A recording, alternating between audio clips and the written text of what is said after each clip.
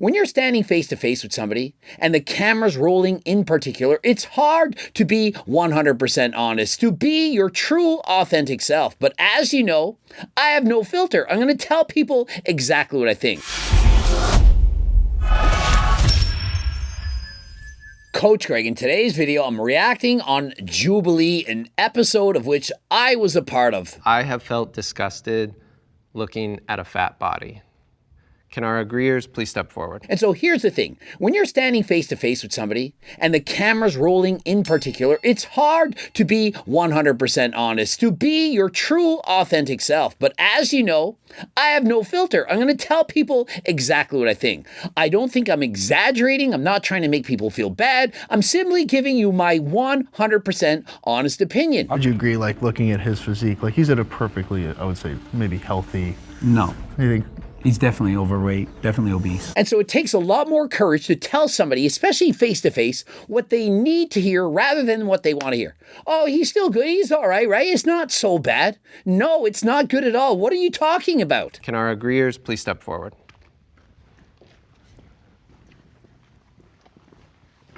Whoever feels compelled to start us off. And so the first thing I'm going to say is I don't believe anyone that didn't come forward.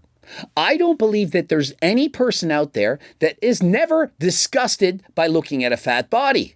But it's a lot more politically correct to say, no, I'm not disgusted. I feel bad for them. They're a genuine human being. They're in this vessel. And so no one deserves to feel disgusted by looking at them. Can't help how we feel. What does feeling disgusting mean? Feeling extreme dislike or disapproval of something. And so when you watch the 600-pound loser and you see someone who's 600, 700, 800 pounds eating themselves quite literally to death, how can you not feel disgusted? Does that look aesthetic? And so is it not normal for me or anyone else to feel extreme dislike or disapproval of what they're doing? Because if I don't, then what's wrong with me? Why do I not have that disapproval? Why do I not have a feeling of, that is not good. That is not okay. That is not acceptable. Let's compare it to somebody who perhaps is an addict. They've gone down the wrong path. They've abused certain substances for years, and you walk by them on the street as they're scratching their face, speaking into the oblivion, and not knowing where they are. They're tethered, they're weathered, perhaps their teeth are falling out. And you can tell me that you can look at that with no extreme dislike or disapproval, and so you can't help how you feel. And so when I see somebody who's literally throwing their life away, all because they want to eat any calorie surplus, I feel disgusted. And so does that make me a bad person? Does it mean I don't have sympathy or empathy for that person, that I don't wish they could lose weight? Because I know they can. If they were in a calorie deficit, they of course would lose weight. But they choose not to, for whatever reason that may be. But I have disgust, and so I stepped forward. In general, being fat is unacceptable because you control every single morsel of food that goes into your mouth. And so what Myron's saying is that it shows a lack of discipline, a lack of self-awareness, a lack of care for you to just simply eat everything and anything and not care about what you put into your body. And so, is he not right? Is he not telling the truth? Like, how can you not? I just can't understand. You can't nobody assume that thinking everyone that. has the same opinion, though, because unfortunately, some people have emotional stuff that happened, traumatic stuff that's happened. Yeah, I'm not disagreeing with that. I'm not saying they don't have more ghrelin. Perhaps they had trauma in their childhood. But whatever the cause of that was, it still leads to me feeling disgust.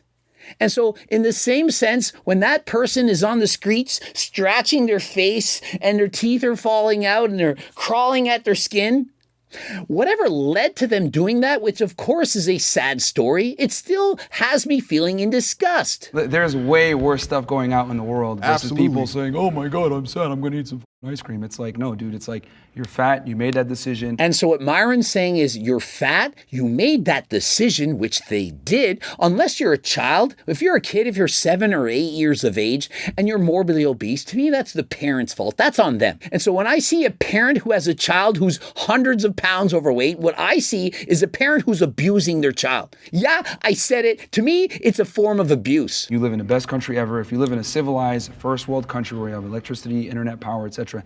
You deserve to be bullied. It's ridiculous to me. I don't agree with that. I don't think anyone deserves to be bullied, but I can't help but feel disgusted. When I see a fat person, I'm like, wow, you got the gift of life. You got the gift of being in a developed country, and you're a fat POS talking about body positivity on TikTok? You don't need to call someone a fat piece of shit because they already know they're doing something wrong. They look in the mirror and realize this isn't good. I've made the choice to eat too many calories for whatever reason, to be lazy. That's right. I agree with that. Myron's going to say that he agrees with that. And unless you're working to lose weight, you are in fact lazy. Now, if you're overweight and you're on a weight loss journey, for example, Brentley, he started at 574 pounds. He's lost over 200 pounds. Clearly, he's not lazy. He's showing himself going to the gym, losing weight. He's sponsored by Harder Than Last Time. And so he's doing his best to lose the weight. And so clearly, Brentley is not lazy. But he was lazy. How do you think he got to 574 pounds in the first place? But now he's doing his best to get better. And so we praise him for this because he's doing his best. I did an experiment back in like 2015 where I like bulked for like almost 2 years, and I got up to like 250 pounds. Going on a bulk to put on some more muscle and then going on a cut after doesn't really make you understand what exactly it feels like to be morbidly obese. I am naturally this way. This is with working out 4 or 5 times a week. That's not true. Now listen. Going to the gym 4 to 5 times a week, lifting weights, putting on a little bit of muscle is not going to undo all the years, decades of overeating. When you are overweight, it's not because you don't go to the gym. It's because you eat too many calories. You can actually be at an ideal body fat percentage by not even training. It comes down to calories in, calories out. And so if you're overweight, it's because you're eating too much. Now, would going to the gym and doing cardio help? Of course it would. But you can't just say, hey, I train 4 to 5 days a week and this is my body fat and this is what I'm meant to be. Imagine if I was in his 6'6" tall body. I would probably be a professional athlete. He's 6'6", he's athletic. This is the elite. This is the cream of the crop. He's the top 1% of the obese individuals. And so to me, he doesn't actually represent the average person who's overweight. Now, if he were in my body and trained 4 to 5 days a week, didn't race bikes, didn't do triathlons, didn't do 20 hours of cardio a week growing up, do you really think we would look the same? Do you think he would look like Coach Greg if he in fact switched bodies with me? I believe if we switched bodies in 3 years from now, I would be shredded at his physique and he would be overweight in mine. That comes down to how bad do you want it? How much are you willing to put in the work? People burn at their resting metabolic rate a different set of calories. Doesn't matter. Let's say that he has a slow metabolism. His body only burns 2,000 calories a day, of which I don't believe that to be true. He's 6'6". You really think he has a slow metabolism? He's huge. But let's say he does. Let's say his resting metabolism is 2,000. Let's say I'm so lucky mine's 3,000, of which it's not. If he eats at 2,000 calories a day, he's going to maintain his weight. If I eat at 3,000, I'm going to maintain mine. So why don't you eat 2,000? I'll eat 3,000. We're even, Steven. That is the difference. If you have a very slow metabolism, for example, almost all women, in compared to men, have a much lower metabolism. But does that mean women have to be fat? I don't think so. And so depending on how big you are and how active you are, it's going to make you adjust your calories. If you're doing triathlons, you might need to eat 5,000 or 6,000 calories a day. If you're a gamer playing games all day, maybe you only need 1,500. And so eat the amount of calories that you need, regardless if you have a fast or slow metabolism. Everyone can be at a healthy weight. I don't think I'll ever look at somebody based on their situation and think that I'm disgusted. So, and if he's not disgusted, what in fact is he? I understand that these situations are a result of many different things. Perhaps some are out of their control, some are in their control. But the end result is still going to be disgust. Deciding to bulk, that's a conscientious decision to gain weight. Like you already have those habit routines and skills. Use those same skills you had to pull back on the calories and knowledge you had. Obviously, Myron has the skill set, the tools, the knowledge, the behavior. It's ingrained in him. And so when he went on a bulk and became overweight, very easy to go back to that. The difference is people who are morbidly obese, they oftentimes don't even know how to lose weight. And it might seem simple to us because it actually is. Calories in, calories out. Go for a walk, burn more, put the fork down. But for these individuals, they're looking for the magic trick, the holy grail, the pill that will make them lose weight without any effort. But there is no pill. But of course, there is my freaking cookbook. Imagine if these guys had my cookbook. I should have gave them all my book and said, hey, here's the book, eat from the book, come back and see me in a year and let me see if you're the same size. They would not be the same size. You know how difficult it is to lose weight when you're eating from this book? Harder than frigging last time.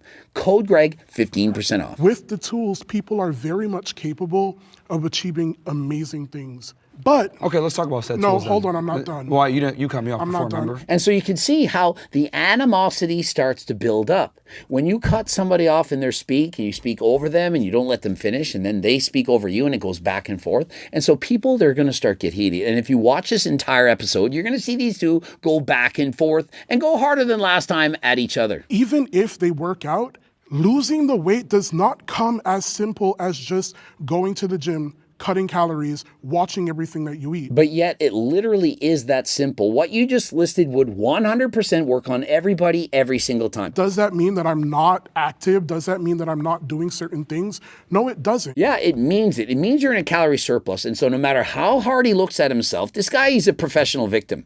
Woe is me, poor this, poor that. I have no ownership of why I look this way. On the flip side, what if I turned around and I did the same thing to you? You're talking about how fit and stuff that you are, but you're over there and you're smallest compared to these other guys. And so you see how he tries to turn the table?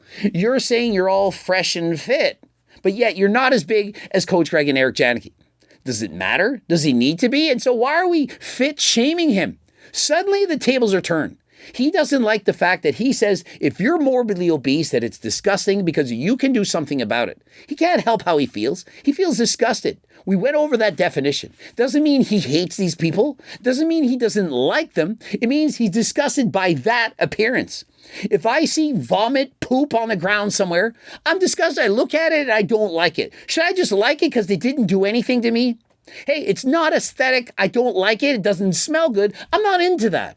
And so is there really anything wrong with being honest and transparent and opening up and saying, hey, that disgusts me. You know you're going to get hate for it, yet you say it anyway. To me, that is a sign of somebody being their authentic self. The tools are simply knowledge, which you can get for free on the internet. If you have the ability and the discipline to go out there and get the knowledge, then you're going to lose weight. It's just that simple. It's just that people want to always make excuses. And so clearly he's making excuses. Oh, I don't know how to lose weight.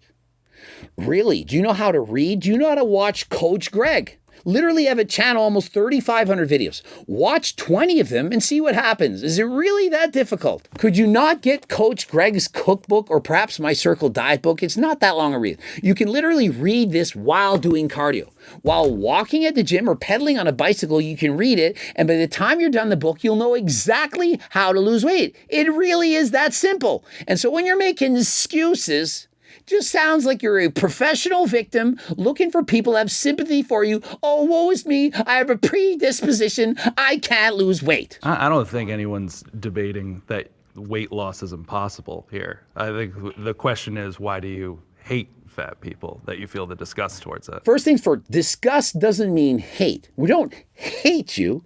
Disgusted by it. I don't know if like disgust would be the right word, right? I know. Greg mentioned some health implications with being overweight or obese. Yeah. I think being concerned might be a better. That's the word I was going to go better for. word. Like, Can I be disgusted and concerned at the same time?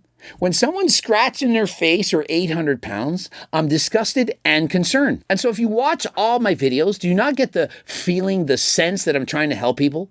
When you watch my videos, if you've watched enough of them, do I not seem like somebody that's trying to do good? But why would you look at them and be disgusted versus concerned? Because that's what the word means. Feeling extreme dislike or disapproval of something. If I see somebody who weighs 50 pounds, let's say they're 5'5" and they weigh 65 pounds, I'm both disgusted and concerned at the same time. I don't like it, but I can't help the feeling of when I see it, and it takes me aback. I'm shocked. I have an immediate emotional response that tells me this is not good. I'm scared. People aren't going to sit there and be like, let me see if he's a good person. No, they're just going to assume that you're lazy, which you are, by the way, when you're fat, and you don't have discipline, which you are, by the way. He's mad at him for saying this, but he's not wrong. He's saying you're lazy and you lack discipline. If you were not lazy and had discipline, would you in fact weigh 600 pounds? Think about it. You watch the 600-pound loser, he puts them on a 500-calorie diet, and they show up the next month and they've gained 30 pounds. I followed the diet.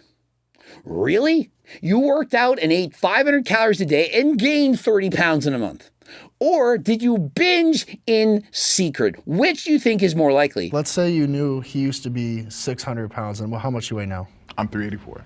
And now he's 384. Do you see him as less disgusting knowing he's lost 220 pounds? No, that's fantastic. And so he's all for people changing. Just because you were once disgusting doesn't mean you can't lose the weight. And so if you don't want people to look at you with disgust, well, why don't you do something about it? And if that's not worth it to you, I don't care if you're disgusted by me. Well, what about doing it for you? Or perhaps for your family, your friends, your pets, whatever that may be. Why not lose the weight so that you can be on this earth longer than friggin' last time? Is it really too much to ask you to go for a walk, to move your body, to put the fork down? You don't need all the money in the world. You don't even need to join the gym. Try eating one less meal a day. Try eating half a plate instead of 5. And of course, if you're interested in the cookbook, the Circle Diet book, how to lose weight, keep it off for the rest of your life, and all these delicious, amazing recipes. It will be so easy to lose weight if you get the book. All you got to do is eat some of the meals from the cookbook versus what you're regularly eating. It has less calories. You lose weight by being in a calorie deficit. And so that is how weight loss works. If you have no money, still okay. Free diet and training program on my website. Join the 300,000 plus newsletter subscribers. If you're interested in any of the products, code Greg 15% off. And until next time, I am out.